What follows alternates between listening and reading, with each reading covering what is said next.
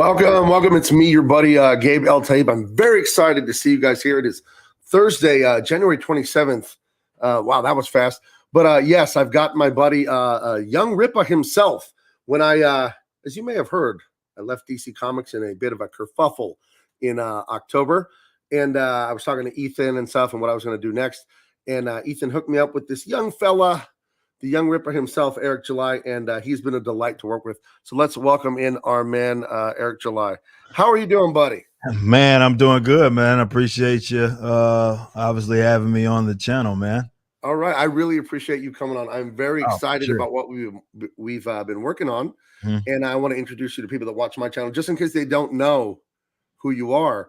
So where should we start on that? How are you doing tonight? How's your day been? Let's just go. I've been good. Busy as usual, man. Actually doing some stuff with the book is but man, it's been busy. That's such as life though, man. I can't complain. It's a good busy for sure. Okay. Very cool. Do we know yet? Is it too early to ask when we might when this thing might be revealed to the public? Because people have been asking me and I just I keep So we're getting to that point. The reason why I haven't done it yet is because, of course, my whole philosophy with what we're trying to do with the company is get people used to kind of getting books with a very quick turnaround. And in order for that to happen, obviously, I have to have all my assets ready.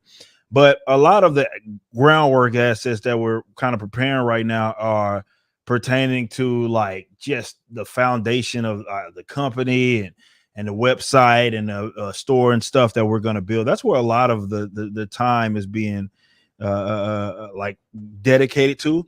So once that's ready, then we'll be able to, of course, get it launched. So if everybody's hustling and bustling, as they have been, I think we're for sure be able to get this thing announced and launched with all the details next month for sure. Okay. Well, it sounds like you want to have everything organized and make sure this is professional as possible. But before we go too far with comics and the business of Rippaverse and all that, let's back up and find out a little bit more basic about you and how did you, you decided to make your own comics now, probably based on what's going on. But how did you get into comics to begin with? I always like to ask people when they come on this show, what was the first comic book like you fell in love? You know what I mean? Like, when you saw your woman for the first time, you're like, damn, you remember that. What was the first comic that made you stop and turn your head like, this was on the latter half of the 90s. So mid to late 90s. It was a Flash book. That was the first book that I had read that my mother gave me. Okay. And it's for the reason she notified me of the character. It was because she knew early on my father was a track athlete. I was a little knothead kid running up and down the house. She knew that speed was going to be something that I was into. And he was one of the first characters, at least from my knowledge being young, that I was like straight like introduced to. I remember having a Flash book in hand. And obviously it was a hand and glove fit considering that. So I liked him all throughout my childhood and whatnot. And obviously I was a kid when a lot of in the animated sense, we saw a lot of good depictions of like comic book characters that got me intrigued about the book, like Batman, the animated series, X-Men, the animated series, Spider-Man as well. Like, so coming up during that time certainly helped. But the first like character that I was ever intrigued by that got me into books was Flash. And again, that was like mid to late 90s. Batman ended up becoming my favorite as I was an adult, really being able to kind of understand what these stories were about. But it was Flash because, his whole power was being fast. Right. I was a little fast kid, and I thought that was the coolest thing ever. Yeah, that sounds fantastic. I like you mentioning the Batman anime. I don't know how old you are. I'm 43. I suppose you're what? 10 years old? I got you. Yeah, so you actually got me by about a decade. Yeah. Okay. Okay. So you were a little kid when that Batman the animated series came out. I was about a middle schooler or something, or just starting high school. And I think that Batman is the greatest iteration of any comic book property ever made. Better than any movie, better than most comic books themselves. What say you about that cartoon? It's fantastic. I would say, it was like peak American animation to me. Batman animated series, I mean, top to bottom. it was probably a lot of people look to it as like the depiction of Batman. Like still to this day, it hasn't changed. Right. No matter how many these guys try, even in a live action sense. When we think Batman, we think Batman the animated series, and for great reason. So I wouldn't disagree with that at all. It was, and it's very few shows that came out during that, especially comic book depictions that came out during that era where we could say, okay, you go watch that when you're older and it's better, like if anything, because now you truly understand like what was being depicted. It's not just guy in a bat suit beating people up. There was like depth to it. And I could say that about X-Men, the animated series as well. Right. I remember having Erica and Julia Lewald on my channel talking about this. They were the writers and showrunners for X-Men, the animated series. And they talked about how they never wrote down to the audience. Yeah, it was on like Fox Kids, if I'm not mistaken, I believe. But they never wrote down to the audience. And that's why that depiction and that, as well as Batman, I think, transcends generations. And again, definitely with that Batman, when you think of Batman, if you haven't watched that Batman, these younger folk haven't watched Batman, the animated series, like if you want to know who, like the depiction of Batman, that's it. Yeah, it's very affordable. I think it hits that sweet spot that the Rippaverse is going to fill, and then my books I'm doing independent of you are going to fill, where you have what you said is so right, where they're not writing down to the audience because they're little kids or it's for young people. It works for children, but it also works for adults too. There's a complexity there. Some of it goes over the kids' heads, but they still have a ton of fun. So you have adventure and you have complexity, and you don't have any of this sanctimonious moralizing that we're getting so tired of, that is continuing to fail, by the way. Yes. So it does sound like what really captured you is what captured me, the generation, I guess everyone before SJW nonsense, is just adventure, something to aspire to. You saw The Flash and you said, I like running. I like, my dad did track and field. That's what you said. So you could see yourself as a Flash. How were you able to do that, even though you're not a white guy? I know, right? Yeah. It's almost as if there are ways to relate to people outside of, our skin. I know, white. It's amazing. It's just incredible that a lot of us are not that shallow to where we have to be defined by simply our race. But yeah, you're completely correct. And, being, you've seen what we've been doing behind the scenes with Riververse stuff like that. That's been my approach, man, with it. It's like, dude, I want this to transcend generations, but I would never want to write down to my audience, man. I just don't. A youngster, teenager, whoever can pick it up, there's something they're going to be able to get out of it. But I don't want to run like, right down to them. I want them to be able to appreciate that and even go back maybe a decade from now, go back and then pick some stuff up, because they're like, oh, okay, I've went through my own individual experiences that give me more perspective, which will give them more perspective on what it is that we're doing here. And that's what it's all about. Certainly for me, man. And I think with those universal truths, there are ways that you can tell those stories without having to do what we see is happening in current comic books right now. Right. Yeah. And, I'm going to show you some work here of not Rippaverse stuff, of David Williams. He's in the chat, bro. Hawk, do you know who David Williams is? He's a fantastic comic book artist. He's so talented. He got in when he was like 17 at DC. Oh, man. He's older than me. He's a real deal. He's a grandpa now. But the reason you might not know his name is because he spent like most of the last 20 years at Cartoon Network. He actually worked for Bruce Timm as a character designer for a bunch of stuff. I think it eventually became the Superman, Batman cartoon stuff. But and then he did consumer products for Warner Brothers. So he does a little bit of comics and stuff, but he was doing a lot of behind the scenes. So that's why a lot of people might not know the greatness that is David Williams. But he is a tremendous fan of yours. He watches you all the time. And I'm doing my project with him. So, but we'll show my project later because I'm having you on here. And I want people to check out what you're all about. If you guys, thank you so much. We got a bunch of people in right now. Check out in the description. There's links to all kinds of Eric stuff that I have: his Twitter, his Instagram, his Facebook, just his own website.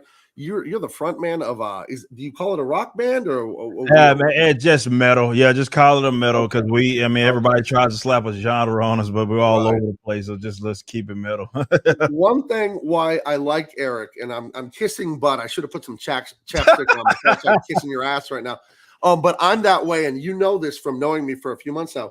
You have a motor. I have a motor. It's like, let's go. Talk is cheap. Like, let's get it done. And I think, and I want you to comment on this. I think that's the difference for most people is just trying. So many people, they Yeah. think and they think and they overthink and they're afraid to fail and blah, blah, blah. And I bet you failed at 10 times more Many stuff than you've succeeded at. And it really is just a numbers game of never quitting, right? I mean, do you agree? 100%, dude. You look at my YouTube, for example. I started my YouTube and I was 16 years old, man. And it took that thing so long to grow. I mean, it wasn't until, I mean, that was only what 2-3 years ago, maybe when I hit 100K. You know what I mean? When I first hit 100K. So I went to all those years, over a decade, not even hitting that stuff. So yeah, man, like it's a lot of trial, a lot of error, and you learn. And one thing that I have learned in continuously having that mindset in really everything it is that I do is that, man, there's a lot of it's not necessarily crab in a bucket mentality. It's like guys that project their own, excuse me, I guess it'd be insecurity or maybe scared to fail. And like you try to do something ambitious and they don't want to see that, or they try to advise against it. And that's been something that I've dealt with, even with what I'm trying to do, for example, with the store on the Rippaverse website that we're trying to do with, it's like, it's people that don't want to see that happen. But if you're going to be successful really in any given industry, that's kind of what it takes, is doing that. Sometimes it is a leap of faith, and you can take an educated leap of faith. But at the end of the day, there's going to be a lot of trial and error, and that's what it takes. And I've never been scared to fail at all. I took my lumps, my bruises, and I've held my L's when I had to. And me trying something that maybe didn't work, and I go back to the drawing board. We give it another shot. A lot of people not built like that. They see failure, or either they go for it, maybe don't see much success, they quit, or they are scared to even give it a shot because they're scared to fail. And that I just never have been that guy. Yeah, I agree with you completely. I want to know what you think of this idea. I've told people this, I've argued with people this and brought them around. I say there's no such thing as failure, except when you say and actually do quit. Because when you try something and you lose, you learn. So failure is a gift now. Through process of elimination, you're learning what not to do. Because when you win, you don't really know exactly why you won. You have a very good idea, but you don't know exactly. When you lose, you know why you lost. And then you say, thank you, God. Thank you, universe, whatever you believe in. I'm a Christian, but you say, thank you, God, for the failure and the hardship. Now I learned something. Now I'm better. Now I'm tougher. So that's the way I look at it. Is Scott Adams, the Dilbert guy. He's a little weird and out there, but he has this great philosophy of systems, not goals. You focus on the current step, and it's okay to fail and stuff, and just keep grinding. Absolutely. So I love that. Okay, so when you were young, you love the aspirational nature of these comics, these cartoons, and all this stuff. And you have very successful YouTube. You've got your music, all that stuff going. And as far as I know, the Rippaverse is the first comics you've ever done. What was it that made you decide, I want to join all these guys who are fighting on Twitter all the time and start making these books? Yeah, what was it? What was the singular? Or was it a bunch of stuff? Or it was. So I've always had aspirations to start my own comic book company, and I have been a writer. I've been a ghostwriter for, I did that for the better part of a decade. A lot of my career was centered around that as a side gig, was just ghostwriting for a lot of people, and both be it scripts for speeches or music or, books even. So I'd always had the talent. It was just a matter of me making it make sense. So, and I've told my audience this before, I thought that this was something that I wasn't going to be able to give a shot to, like maybe when I was like for like a decade from now, like way down the line. But between just the insane amount of success that I have been able to see in multiple like avenues over the last, let's say, even 3 years, and the fact that I have, and people watching my channel know, just in-depth stories that I've covered from Marvel and DC and long form videos. At some point, I had to concede that they're not changing.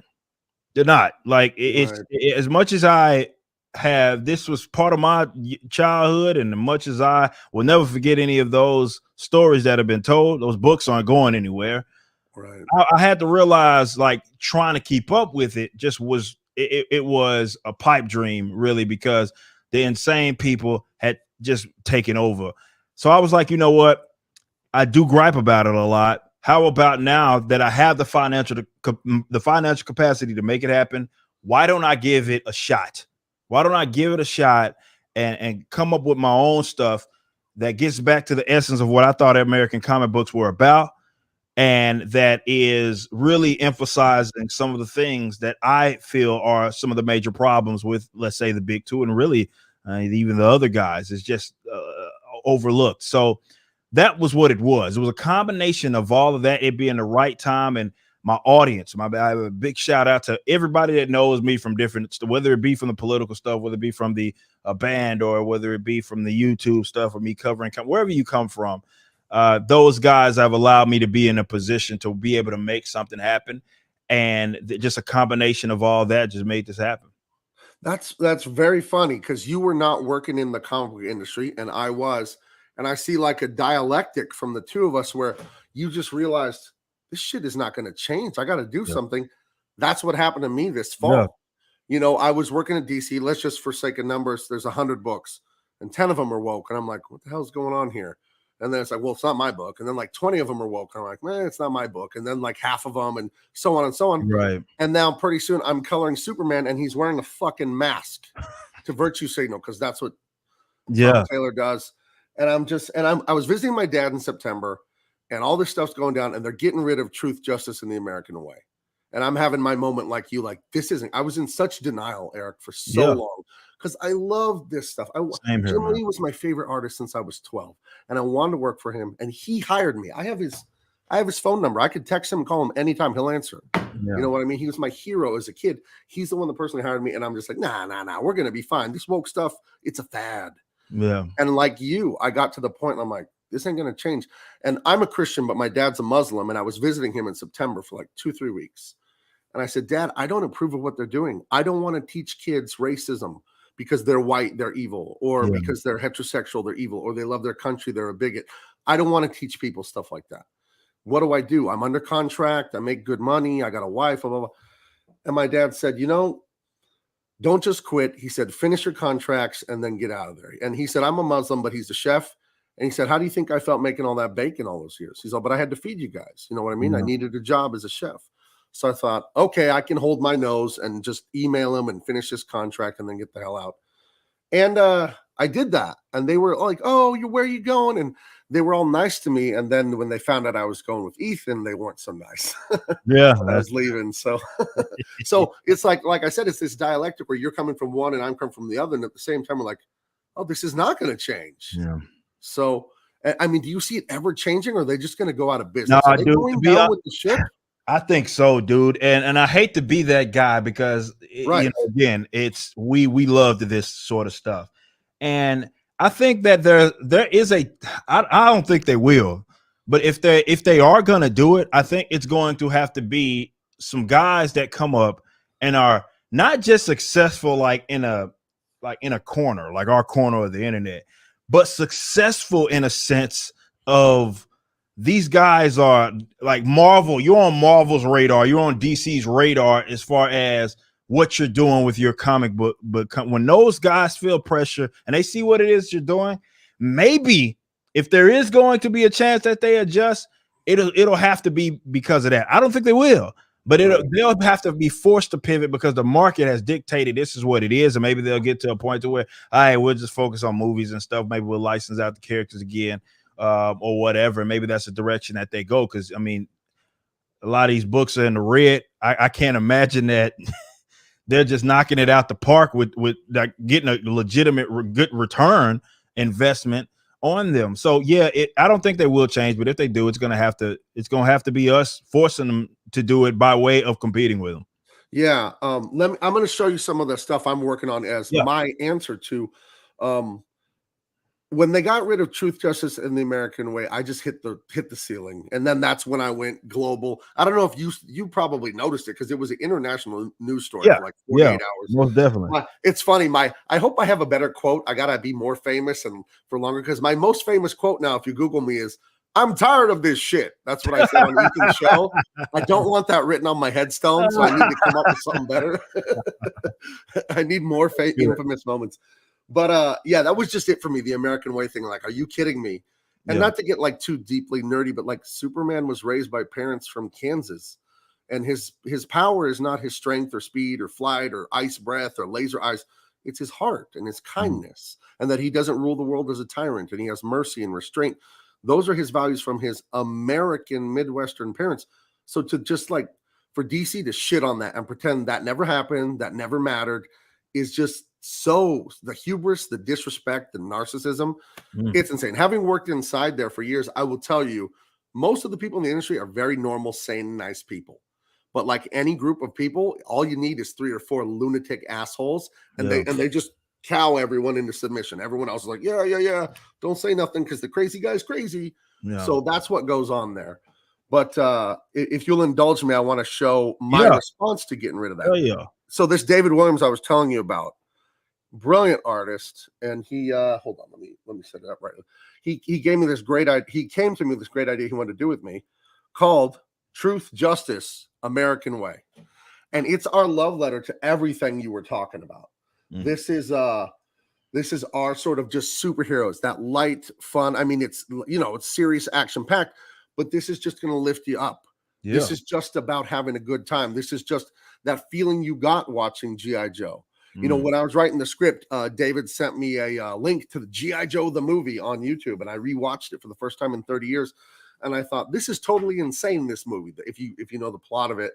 But it's plausible. Like, it makes sense, but it's totally crazy.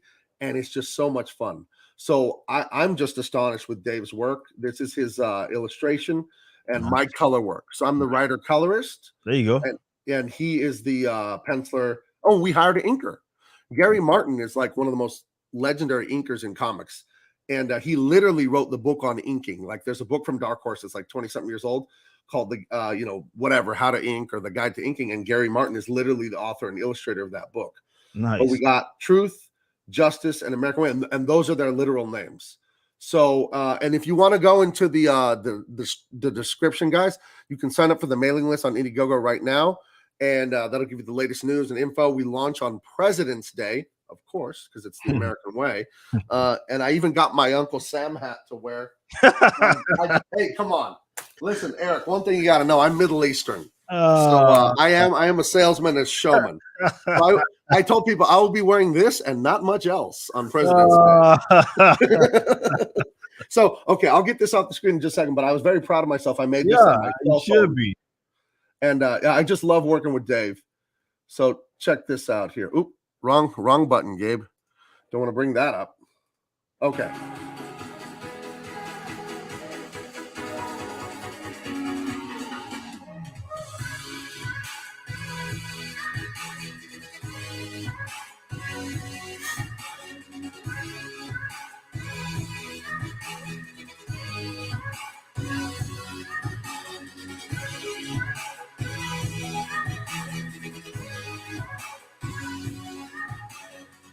Nice. So yeah, I'm very excited about this book. It's nice. I feel I was talking to Dave about this, and I don't know if you illustrate or anything. I know you love comics and all that, and you're a writer, but I don't know if you do visual arts. But not like that. Okay. I sketch fun like when we coming up with the concept art for our characters. Like, I'm sitting here. Oh, that's right. I have the Bible that you sent me for this. Yeah, like I was like. It was pretty bad, but you know what I mean? I had a visual. I was like, all right, I need my concept artist to bring this to life. So I was like sketching, and man, it looks so bad. I'll never release. Actually, I may release it for like a high tier for a campaign or something. Okay. Oh, and just so you know, some of the pages in the book, I screen recorded myself coloring them. Oh, sick. So then I'll make like a time lapse video that if you want to promote, I'm going to put it on my YouTube once we're allowed to show things. Right. Hell yeah. But and if I can go into one other thing about the fun of comics and all that, and then I'll let you respond to this. Working at Marvel and DC, they hold you back. They don't want you speaking for the company. They don't want you doing too much promo unless it's just very vanilla, like, hey, this is out Wednesday, go buy it. They really don't want your personality.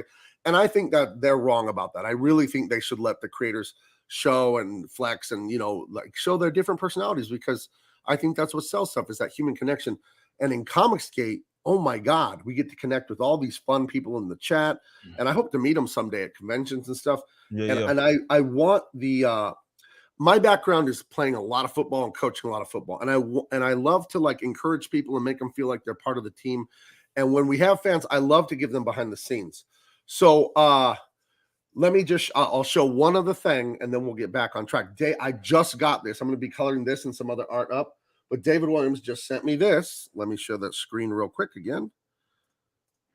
So there's a new black and white inks for American Way. So I'll be coloring that up tomorrow, and he's going to send me some more inks for some more promo art for Truth and Justice, the other two characters. But just so you guys know, you're behind the scenes. You're part of it now because I just saw that image about 15 minutes ago. Nice. You know what I mean? So you're experiencing this with me. And that's such a wonderful part of connecting with fans with YouTube and all that kind of stuff.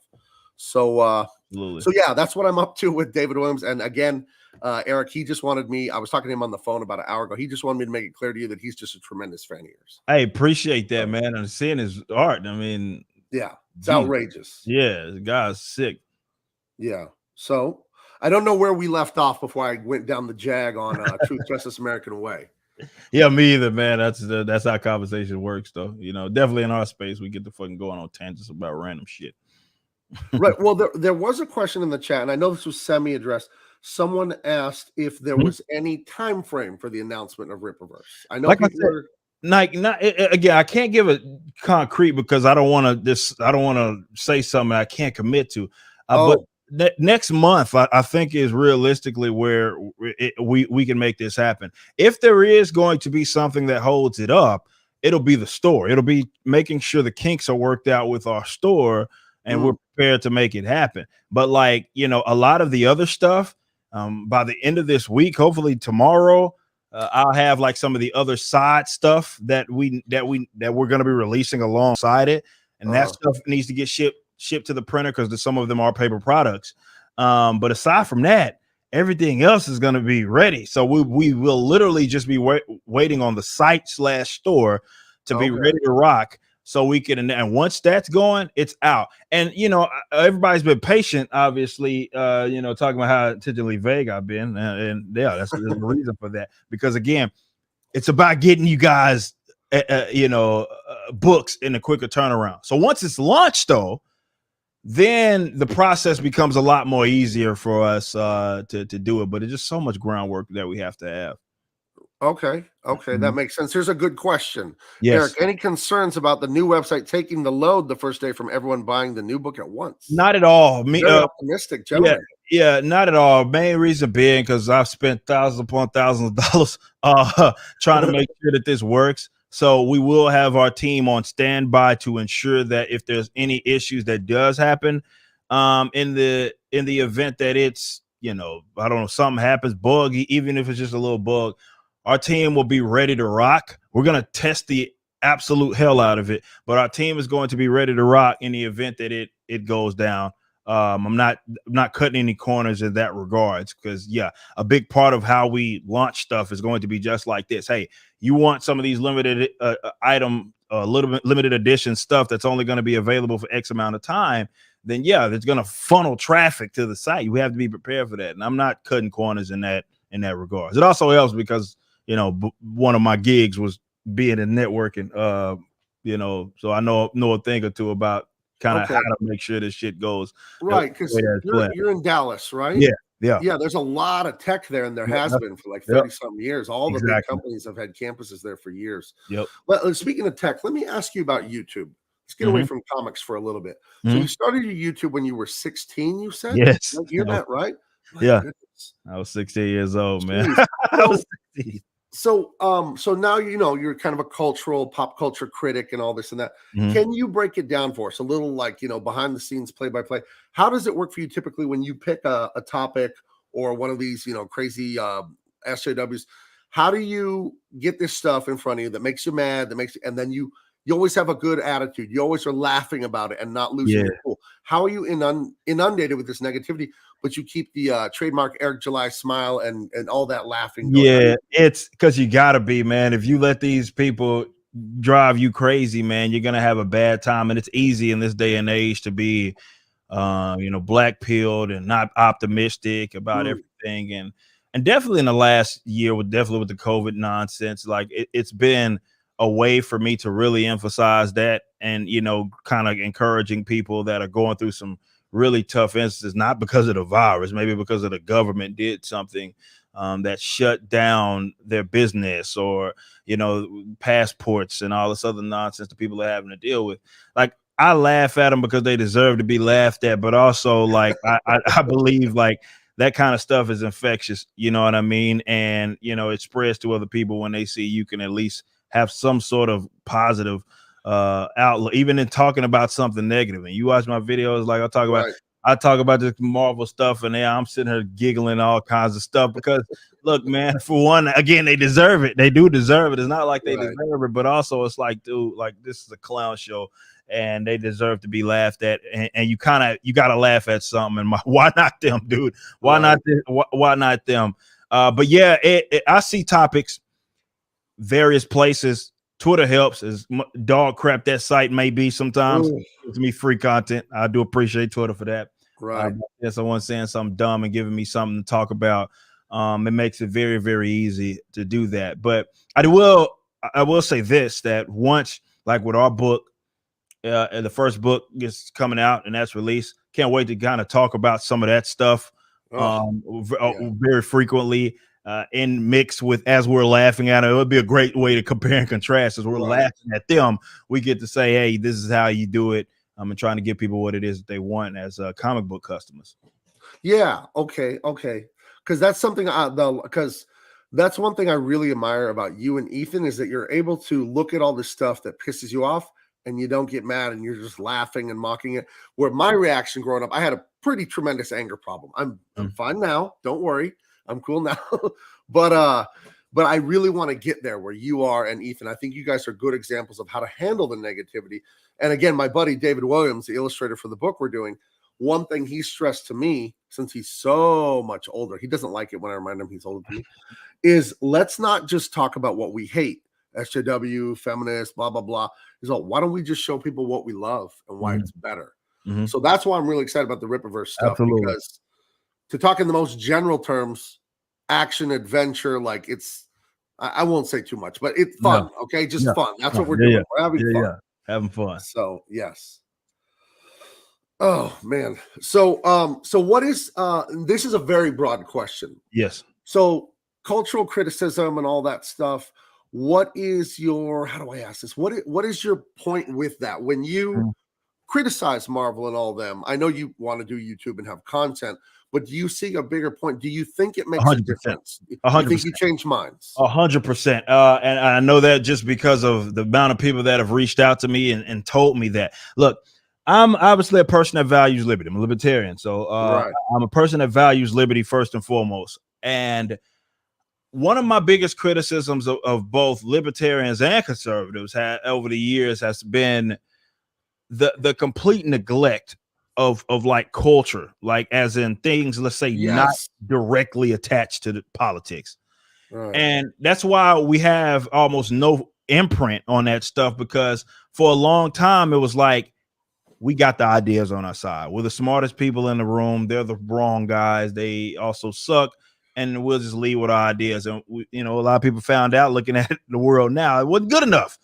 No. And the way I see it is that in itself, those subcultures, and the same thing with music. So you talk about like my commentary with comics, it's been the same thing with music and being in the metalcore scene. Like I'm going to influence people way more than I do, let's say, in the political space. Like if I was running for office or something, I could upload a video and that's going to touch, certainly more people than ever that would ever do, because those are things that resonate with people that are outside of that scope. I mean, Breitbart even conceded that you change the culture to basically the politics changed by default. I believe the term that he used is like politics on the downstream of culture. Right. That's that So famous saying, right, politics is downstream from culture. right. Absolutely. So that's what my approach had been, and that, and still to this day, it hasn't changed. In that, I want to focus on that. I would rather rag on that stuff. I would rather focus on talking about that stuff, because it does certainly give me access to people's hearts and minds, and they hear maybe the other stuff that we talk about that are pertaining to liberty, and they adopt. There's so many folks that say, hey, I've become a libertarian because, you know, you sent me down this rabbit hole because I heard Self Ownership, which is one of our songs, our most popular song. Or they saw me talking about Captain Marvel, or they saw me talking about Batwoman or some stupid Supergirl. You know, they saw me talking about that. I'm that, sorry. yeah. The Batwoman Oh, TV show, it makes me so happy because it's like that. If you told me, hey Gabe, write a Saturday Night Live script making fun of DC's TV show, and I brought you Batwoman, you'd tell me, Gabe, no one would do this shit. Please rewrite your thing. This is too much, too far. Like, you gotta be kidding me. It's fucking terrible, but it's worth making fun of. It's certainly worth making fun of, because me making fun of them has again given me a bridge to so many people that have, you know, again, that maybe was something that they cared about. It was the comic books or whatever it was, and it resonated. My message resonated with them. I think if we're gonna win, if liberty is gonna win, we need more of that. We need more people in this space that are unapologetic about the fact that they hold liberty, you know, like utmost high. But you got to be engaged in culture. You can't ignore it and act like it's not there and just focus strictly on politics. I think that was the losing strategy. Absolutely. Yeah, I do. I agree with you 1,000% that conservatives abandon pop culture. They were involved in it in the past.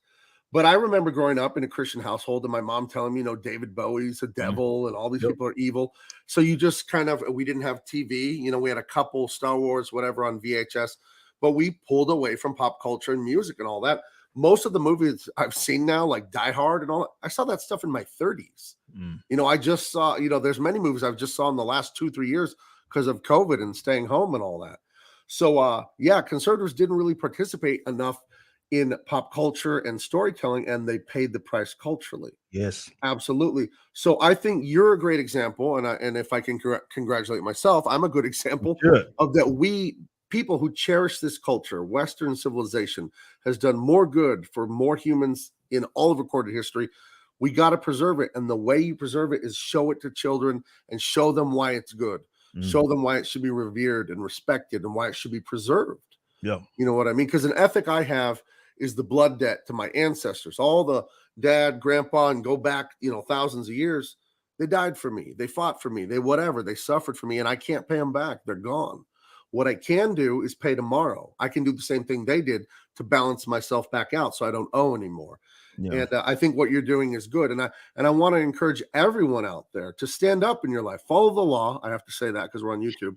But stand up. Bullshit. You know bullshit when you hear it, when you smell it, when you see it, when you step in it. You know it. So just stand up to it and be like me and go on Ethan's show and dog cuss DC Comics.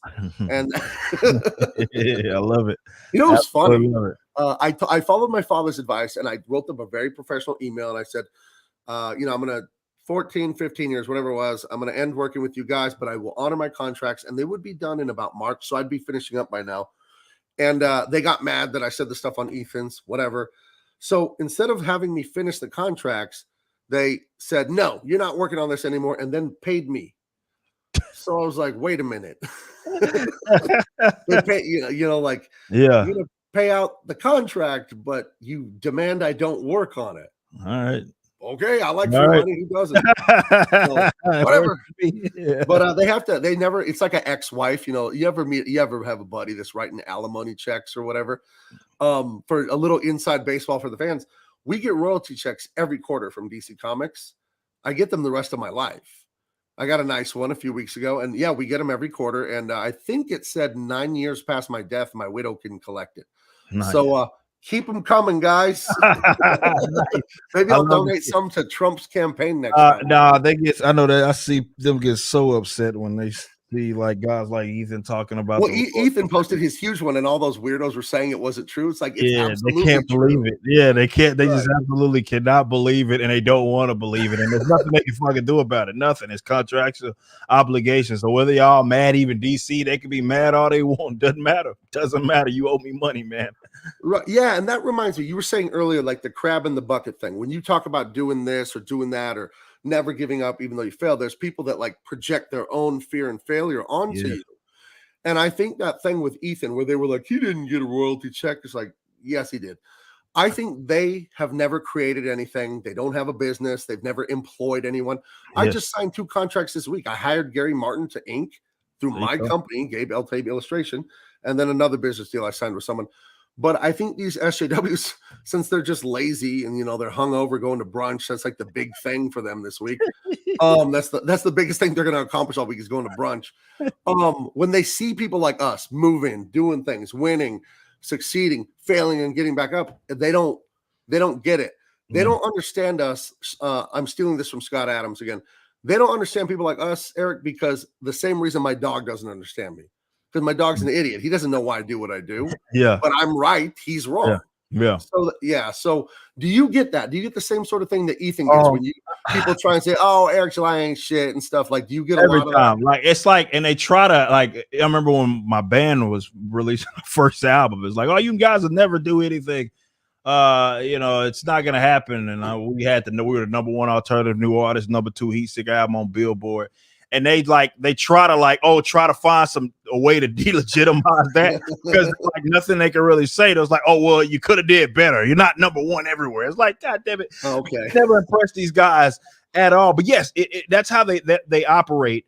And it sucks. And I know it makes them miserable when you do see success. And this is a warning that I've given to people that are out there that are going to get out there and create. If you do see any success, that's what's going to happen. That group of weirdos are going to try to delegitimize your effort. I always point to Gina Carano.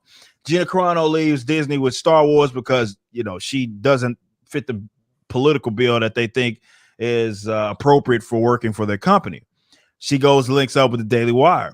They're coming out with movies. That crowd immediately acted as if it's just not legit. Like it's just not because you're not going to start. We're not doing it through them. And that ultimately is what this boils down to. And everybody, whether you're in the chat, doesn't matter. That's what you guys need to understand and why they're so scared of alternatives. It's not because they think we actually can't do it. No. They're afraid that we will do it. All of their power exists because they have been dependent for a long time of like basically being funded by, supported by, looked up to people that they hate. So now they infiltrated, right? They got control of a lot of these brands, and you're seeing them just fall. Whether it be Star Wars, Marvel, DC, Star Trek, whatever it is. I mean, they're going brand to brand. I'm sorry, I just started thinking about the Batwoman show. That's always funny. They're going thing and just saying, "All right, I'm running it into the ground." So they're not scared of us competing. It's not that they actually think we can't do it or they don't think what we're doing is legit. They're scared that other people will see it as legitimate as they see, let's say, a Marvel or DC. So let's say the Ripperverse knocks it out the park in the first year, and it has all their support. They're going to talk down on it, delegitimize. They're going to do all of that because they can't, number one, they can't control it. So unlike they can pimp and whip people into shape like they can do with these bigger brands, they can't do that with us. So they're terrified at the idea. So they're trying to speak into existence when they hate on you and they knock you and act like what you're doing isn't legitimate. No. What we're doing is legitimate. We know that, and you're just scared that it's actually going to hit, because once it does hit, and let's say these libertarians and conservatives wake up out of their slumber and realize, oh crap, like maybe I could go support people that don't hate me instead of those guys, and they start rerouting that attention and funding and all that to people that are more so in our space. They're nothing. They're done. They're done. Yes. The people that they're appealing to don't even have money. I call them pissy broke. They don't got money. They're not even, they don't have any money. So the minute that people reroute their attention, they're done. And they know that. They're terrified of it because they can't control us like they can with those big guys. And once it happens, and I believe that it will at some point, it may not happen this year, next year, but I believe that they're pendulum will swing back. They know they're done. They know they're done. Fantastic. And let me add a little bit onto that, because you're saying the fans are going to see the stuff and they're going to come our way because they're like, hey, it's good, it's fun, it's exciting.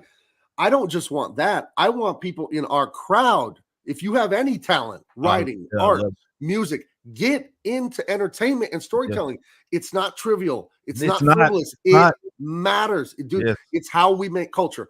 When archaeologists dig up ancient cities and all this, what do they find? The only thing they find is art.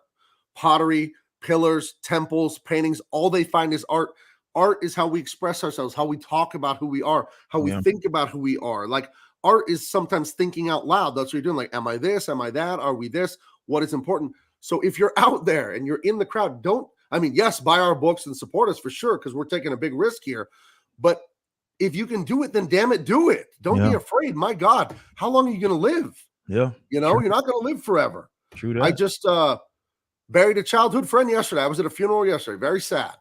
And it just and we've all been to them. I'm not unique in that regard. Thank God that but when you go to those, it's very sobering, and the dumb stuff seems pretty small, in the days following doing something like that. So let me someone said, are there signups? And then I have another, I want to get to the chat a little bit, because I've been neglecting the chat. I apologize. Are there signups for Rippaverse? Where can people sign up? It will be. All right. So I know a lot of people getting it confused, and they think that, okay, it's going to be on my site, like GaryDJuly.com. It's not. Like, Rippaverse will have its own website that's completely detached from that. And yes, we will have not only that, you'll be able to get we're working on all of make sure in our store you having a login and stuff is connected, so you can keep up with all of that sort of stuff. Basically what you would expect if you were on Indiegogo or all of that. So yes, that will happen. We just have to build it out, test it out. And I think we're going to, if I can't make it happen, I'm going to get someone on the team that can make it happen. Okay. So as long as they're following you, Facebook, Twitter, Instagram, somewhere, they're going to see. They're going to see the link in the news about Rippaverse. I'm not going to shut up about it. Yeah, Rippaverse. And a lot of people are like, where can I get? Trust me, when I announce it, y'all are going to get tired of me talking about it, because that's all I'm talking about. Once we get this thing launched, trust me on that. Right. Okay. Let me address this from your number one fan, my old grandpa friend. I love giving him crap right now because he can't say anything. I can't hear you, Dave. He'll probably call me in a minute here. Gabe, ask Mr. July what mainstream comic or movie that he actually likes. I know he likes Zack Snyder's Justice League. Looking forward to the Batman. He's asking if you're looking forward to it.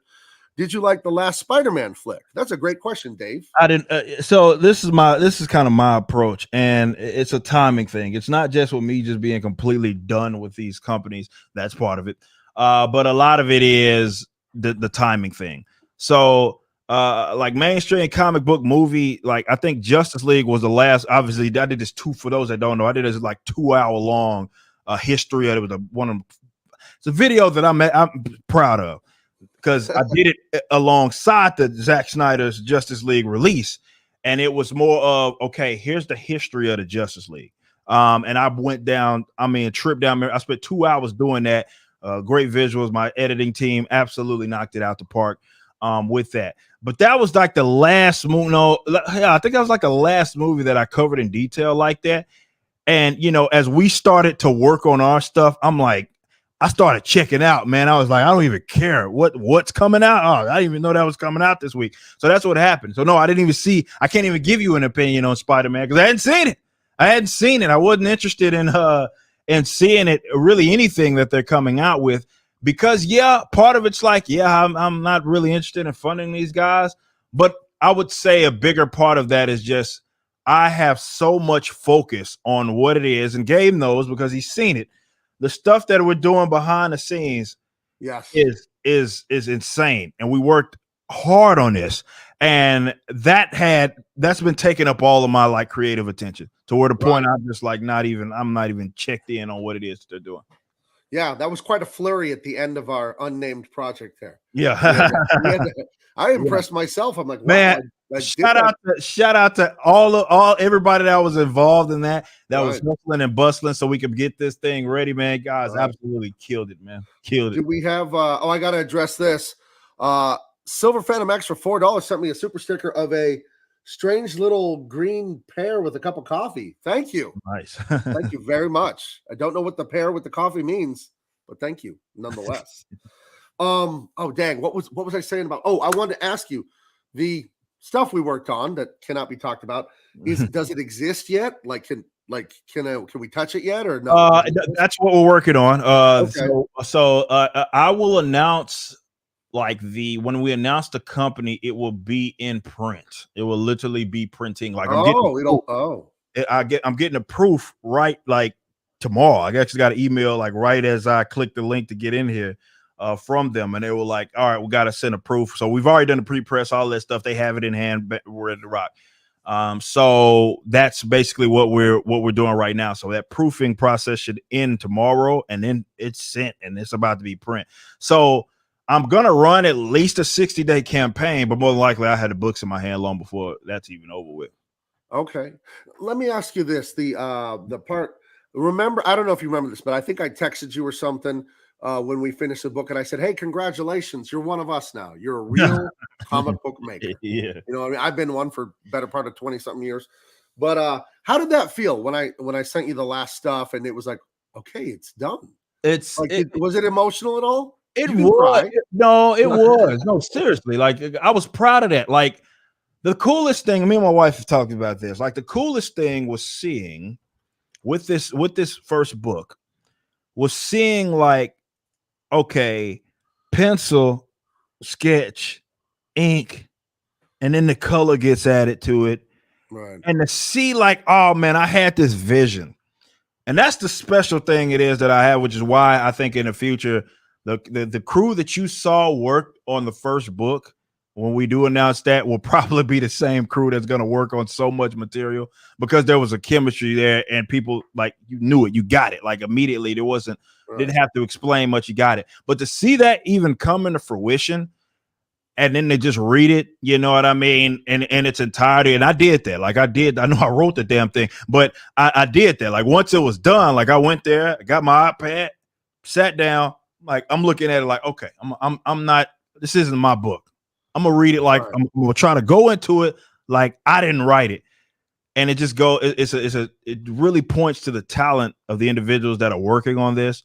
And that was a really special feeling to see it in its completion, because like it's something that's going to be tangible, but also just that vision coming to life like that was so exciting. It was so exhilarating to see like some of the action turn out in the way that it did, and to see these characters that I envisioned be brought to life, which is what was necessary for them to be brought into life, was of course like you got like whether it be with the pencil, ink, the colors, all of that, bringing that stuff to life was just, it was a special thing, man. So it was a great feeling though. Once it ended and me be able to read it in its entirety was just like, I'm proud of it. I'm legitimately proud of it. And I know you should be, man. The reason I know that I like it's good is because everybody that's involved in it, they're like, when can we announce it? Like, because everybody, like, they're proud. It's not just another gig. Well, you see how I'm talking about? I'm yeah, like, exactly. The thing, does the thing exist? Like, I wouldn't even say what it is. Exactly. It's everybody. Like, that's how I know that what we did was special, because everybody's they're not treating it like it was just another commission. It's more like, I'm actually proud of this and what it is that we were able to accomplish with this. Like, I can't wait to get it out. Well, see, and here it is right here. How to Draw Comics by Dan Lawless, who's a great freaking artist, by the way. He's worked for the mainstream, and I hope he starts doing something with CG. Independent is the way to go, buddy. You need to do it. Creativity is the ultimate freedom, absolutely. But look what's happening, Ripper. Look at that. Look at that. I'm so happy to see that. That's what it's about. SD0, do it. Yeah, do it tonight. Get 2 pieces of typing paper, make a 2-page comic, and make it tonight. Oh. That's the difference between success and failure, is trying, is giving it a shot. So yeah. Oh, someone here is trying to get me to betray you. They want me to drop pages right now. I have the whole book on this computer right here. I'm touching the screen. I'll post it right now live and make you watch. Oh man, trust me, guys, it's right around the corner. It's right around the corner, man. We're going to be pimping the hell out of this thing, man. Once we get it out there, and I'll be able to have like everybody else that was working on the project, what assets they can, share around. They're going to have that dude trust us.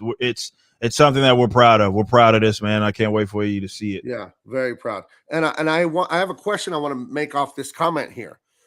A Middle Eastern and a black guy, but we're all supposedly racist. To correct you, I'm half Mexican, half Middle Eastern, and somehow I have a very beautiful nose, half Mexican, half Middle Eastern. I don't have a, But I want to ask you: you're a black guy. I'm a Mexican, yes. Middle Eastern guy. Do you know where the DMV is? Do you have your ID? I can. Yes, the Democrats told me I don't have an ID and I can't get one. Can't get one. It's racist. Even so, if there's any white people in the audience, please tell me where the DMV in San Diego is. I have been looking since I'm 43. I've been looking since I was 16. Cannot find it. I'm riding a Razor scooter all over town. It's embarrassing, man. I'm a grown man. I should have a license. I know, man. It's tough for us colored folks to get out there and just go get an ID. It's very difficult for us. Yeah. Impossible. Oh my God. Yeah. So I think that brings us all the way back to something you mentioned earlier. Sorry, let me get a drink. We've been talking. No, do you think about being able? You saw Flash when you were a little kid, and you related to his heroism and his adventure and his daring, even though he wasn't black. Why do you think the SJWs not? Why does that go right over their head? Because the only real diversity that exists is here, the mind, the heart, the spirit. Our mentality is the only real diversity. This color, like whatever, that doesn't. You tell me. Had no control over it. You're just born this way. Which one of these is my Mexican hand and which is my Arab hand? Right? Like there's no. This stuff is all made up bullshit. There's no such thing. No. The only difference between you and I is I have my Van Damme shirt on. I forgot. Is our heart? You know what I mean? So what was that? Was that Bloodsport that he was? Oh, come on. That's Kickboxer where he's Kickboxer, yeah. With ladies. Bloodsport. It was like I have it. Hold on. Yeah. I'm gonna change my background to that. There you go. I love it. That's my other background. He was getting down, man. He was getting down. I don't know if you know, I'm like the world's biggest Van Damme fan. I love it. Yeah, like Bloodsport is one of my favorite movies all the time. I was 10 years old when Bloodsport came out, and all through middle school, me and my best friend, we had a thing called Stupid Movies on Friday nights. Go to the local video store. For those in the audience, you used to rent video cassettes and take them to your house and then take them back a few days later. Very strange, I know. There was no Netflix. Yeah. But we'd get, the Rambo and Seagal and Van Damme and all that crap, and then end up jump kicking each other and someone would get hurt. It was a good time. So, let me ask you about that. Are you into all that crazy nonsense like 80s, 90s, 70s action movies? Do you love that stuff? I mean, like wife will tell you, every other year I go through like this fucking crazy like stint where I'm just watching nothing but Steven Seagal movies. But aside from that, I go down my rabbit holes of certainly 80s action films for sure. Right. And that's another thing I want to capture. And I think that our thing that we can't name, I think it captures that. I think it captures that. Yeah. Where it's just action and like bravery and like, I don't know, there's that aesthetic that the 70s to the early 90s, because in the late 90s it gets stupid. But that 70s to 90s had I guess just mostly the 80s had that amazing action stuff. Yeah. Like Steven Seagal's first 5 movies are actually really good. Yeah. And then it goes off a cliff after that. Are you a big movie guy or just is it casual? I'm not like a movie buff. I would never call myself that. Like I like what I like for sure. But no, I would never like consider myself like a movie buff. Okay. Well, I kind of stepped on my own question that I asked you because I got all excited about Van Damme. Yeah. The difference between us is our hearts, our minds, our mentalities, what I was saying before I interrupted myself. Do you think that the SJWs don't know that? Or are they just playing dumb because they're narcissists or they're really shallow? Stupid? Or what do you think it is, though? Really? They're shallow because they think they're boring and they assume that everybody else is as boring as them. And this is why creatively they're bankrupt. They're not really that good at what it is that when they attempt to create. That's why they have to hijack so much. Because generally when they go off on their own, it's dead on arrival stuff. But like, the stuff that we've been working on that you of course seen, and it's like that character, I believe, is going to be valued by so many people. And nobody's going to give a damn about the fact that this character is of whatever race. You know what I mean? It's just going to be what it is. And there's an element to writing in which that can be depicted, and it should be depicted, because there are universal truths. What makes everybody and what everybody like unique in terms of just as a human being is certainly in their experiences, but those experiences can be shared. So, for example, you talked about me in Flash.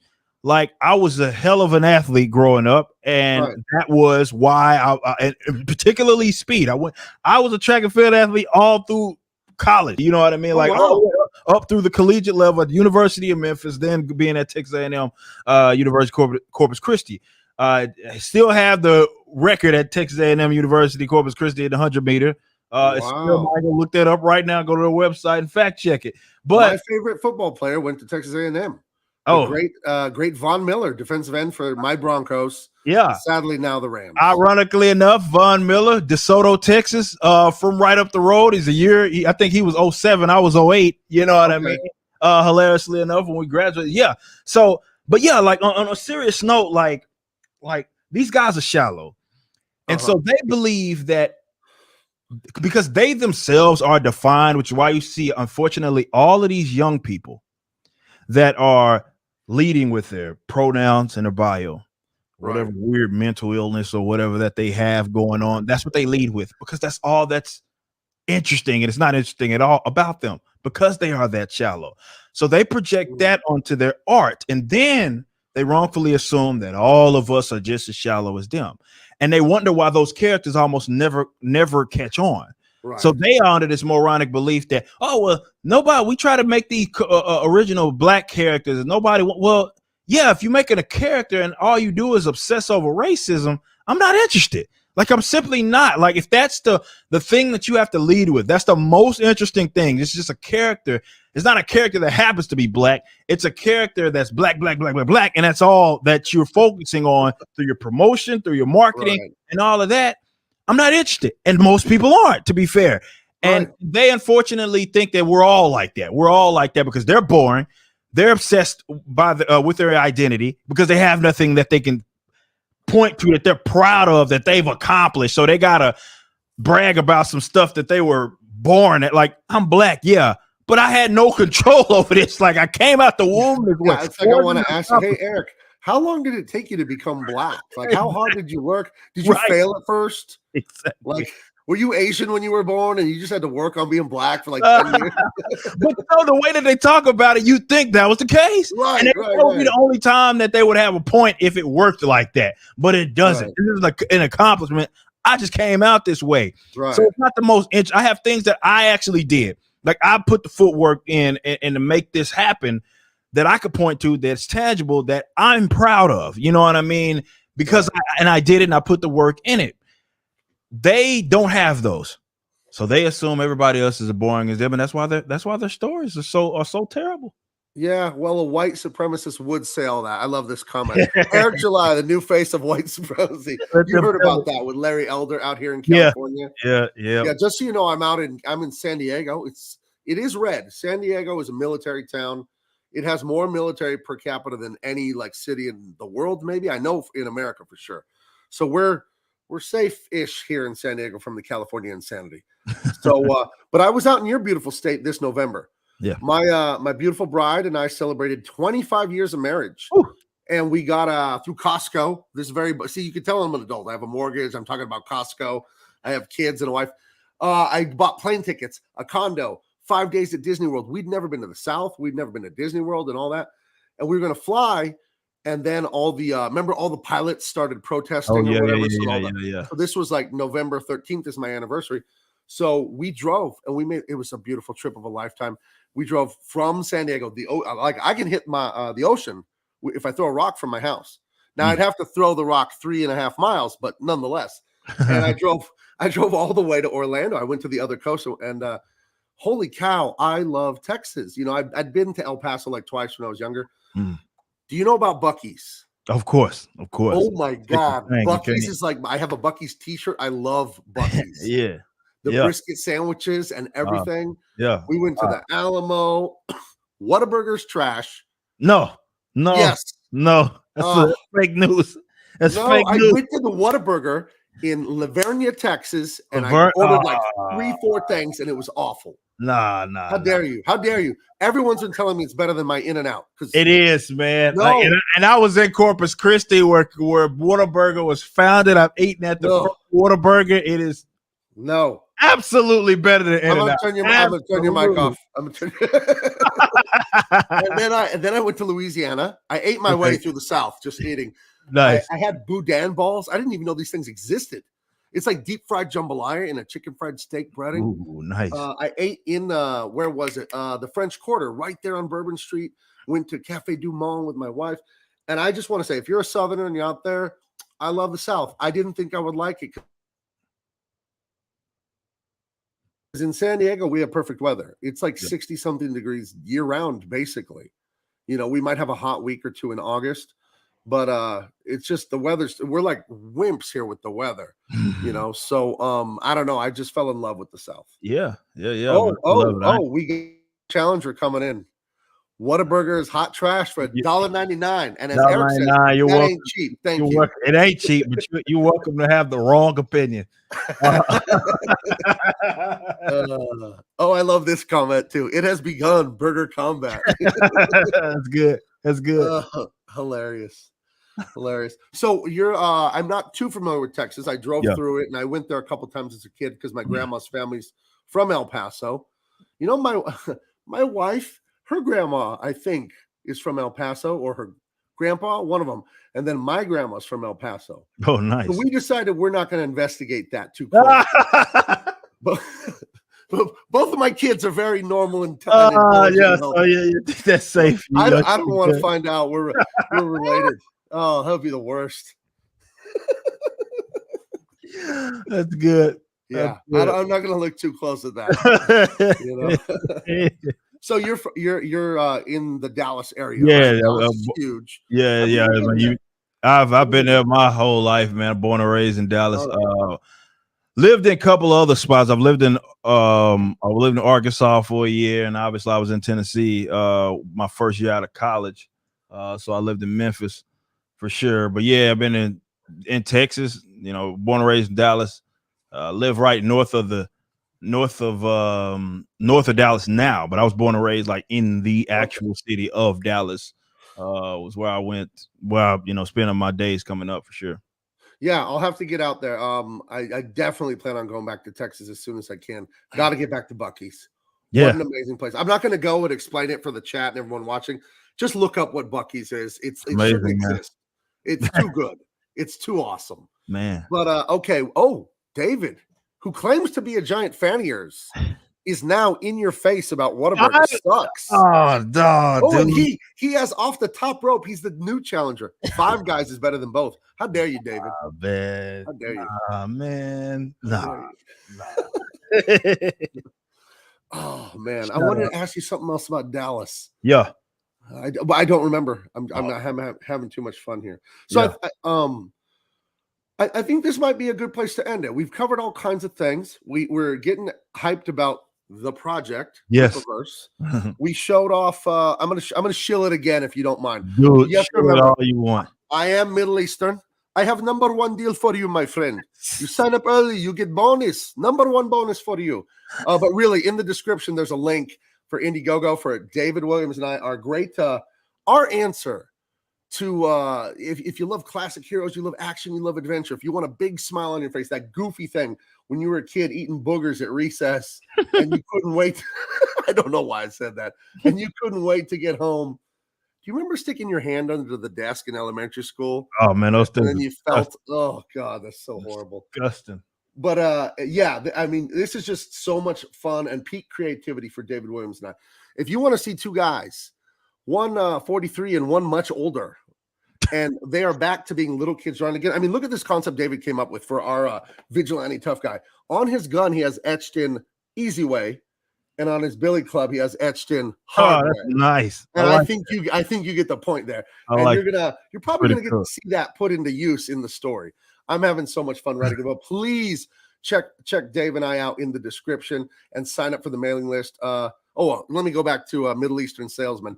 Number one deal for you. You get limited edition trading card, all latest news and information. And then also I have all of Eric's links in the description too. So Eric's website, Eric's Twitter, Eric, everything. So, hey, buddy, I want to thank you so much for coming on here. It was a lot of fun. Fun to get to know you in a more personal way and make fun of Whataburger and not just be working on comics with you. And I think I'm going to put you on the spot. You're in front of a bunch of people. I think you should have me on your channel. So yeah. Oh, dude, of course. Definitely once everything gets announced, dude, we're going to, okay. We're gonna, yeah, I guess it's an inevitable thing though. I do. Cause I want to for sure bring you on and talk about like, you know, the whole Superman thing. Like that's, I think your fans would love that too. Like there's someone who worked at the restaurant in front of the door saying, "Don't eat there," and he's wearing a chef's hat. You know what I mean? I'm in front of the DC restaurant, like, dude, do not eat here. This is not good. So, and I think your fans would appreciate that. Someone who just said, that's enough of this BS. Yeah. So is there anything you want to tell the chat or the fans before we get out of here? No, man, again, I appreciate you having me on. That's all I certainly want to say, man. This has been fun. Of course, we're going to end up doing it again. I can't wait for people to see what, you know, certainly everything we've been working on.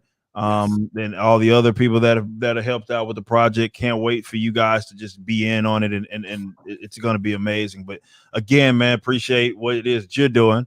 You know, keep it up, and yeah, that's about it, man. Thank you so much for having me. Okay, and I'll end it on this. Someone had the nerve to say White Castle, so I won't ban you from the channel, but you have a warning, friend. Justin Weeks, you've been warned.